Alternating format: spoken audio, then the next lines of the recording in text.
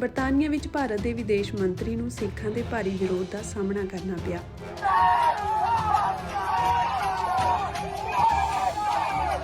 ਬਰਤਾਨੀਆ ਦੇ ਦੌਰੇ ਤੇ ਗਏ ਭਾਰਤ ਦੇ ਵਿਦੇਸ਼ ਮੰਤਰੀ ਐਸ ਜੈਸ਼ੰਕਰ ਦੀ ਕਾਰ ਸਾਹਮਣੇ ਇੱਕ ਸਿੱਖ ਵੱਲੋਂ ਤਿਰੰਗਾ ਪਾੜਿਆ ਗਿਆ।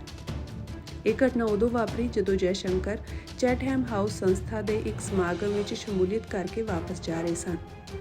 ਜਿੱਥੇ ਪ੍ਰੋਗਰਾਮ ਹੋ ਰਿਹਾ ਸੀ ਉਸ ਥਾਂ ਦੇ ਬਾਹਰ ਸਿੱਖ ਖਾਲਿਸਤਾਨ ਦੇ ਝੰਡੇ ਫੜ ਕੇ ਭਾਰਤ ਖਿਲਾਫ ਪ੍ਰਦਰਸ਼ਨ ਕਰ ਰਹੇ ਸਨ। ਜਦੋਂ ਜੈਸ਼ੰਕਰ ਆਪਣੀ ਕਾਰ ਵਿੱਚ ਬੈਠ ਕੇ ਉੱਥੋਂ ਨਿਕਲਣ ਲੱਗੇ ਤਾਂ ਇੱਕ ਸਿੱਖ ਹੱਥ ਵਿੱਚ ਤਿਰੰਗਾ ਫੜ ਕੇ ਉਹਨਾਂ ਦੀ ਕਾਰ ਸਾਹਮਣੇ ਆ ਗਿਆ ਤੇ ਉਸਨੇ ਤਿਰੰਗੇ ਦੀਆਂ ਦੋ ਲੀਰਾਂ ਕਰ ਦਿੱਤੀਆਂ। ਮੌਕੇ ਤੇ ਮੌਜੂਦ ਪੁਲਿਸ ਉਸ ਸਿੱਖ ਨੂੰ ਉੱਥੋਂ ਫੜ ਕੇ ਪਾਸੇ ਲੈ ਗਈ।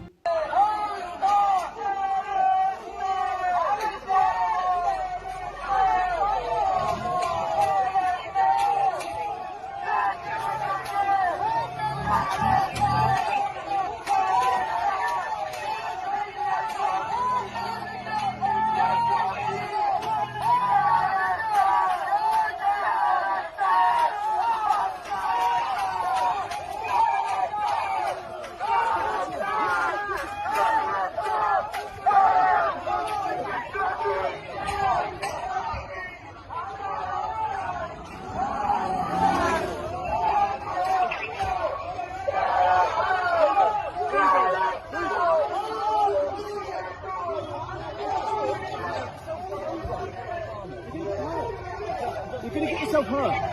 Thank you.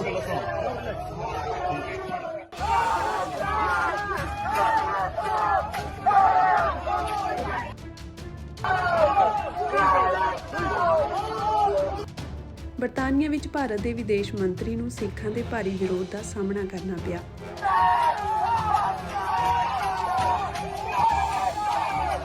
ਬਰਤਾਨੀਆ ਦੇ ਦੌਰੇ ਤੇ ਗਏ ਭਾਰਤ ਦੇ ਵਿਦੇਸ਼ ਮੰਤਰੀ ਐਸ ਜੈਸ਼ੰਕਰ ਦੀ ਕਾਰ ਸਾਹਮਣੇ ਇੱਕ ਸਿੱਖ ਵੱਲੋਂ ਤਿਰੰਗਾ ਪਾੜਿਆ ਗਿਆ। ਇਹ ਘਟਨਾ ਉਦੋਂ ਵਾਪਰੀ ਜਦੋਂ ਜੈਸ਼ੰਕਰ ਚੈਟਹੈਮ ਹਾਊਸ ਸੰਸਥਾ ਦੇ ਇੱਕ ਸਮਾਗਮ ਵਿੱਚ ਸ਼ਮੂਲੀਅਤ ਕਰਕੇ ਵਾਪਸ ਜਾ ਰਹੇ ਸਨ। ਜਿੱਥੇ ਪ੍ਰੋਗਰਾਮ ਹੋ ਰਿਹਾ ਸੀ ਉਸ ਥਾਂ ਦੇ ਬਾਹਰ ਸਿੱਖ ਖਾਲਿਸਤਾਨ ਦੇ ਝੰਡੇ ਫੜ ਕੇ ਭਾਰਤ ਖਿਲਾਫ ਪ੍ਰਦਰਸ਼ਨ ਕਰ ਰਹੇ ਸਨ।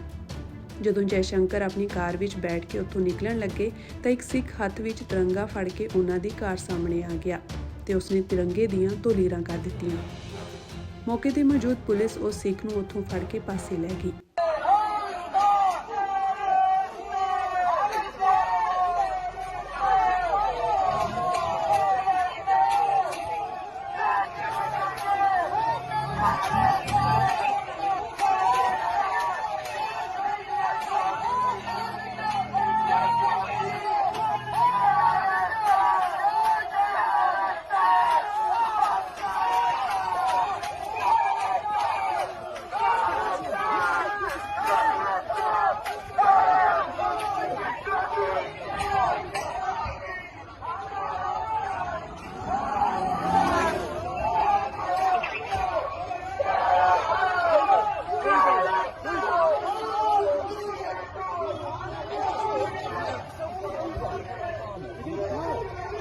You're going to get yourself hurt.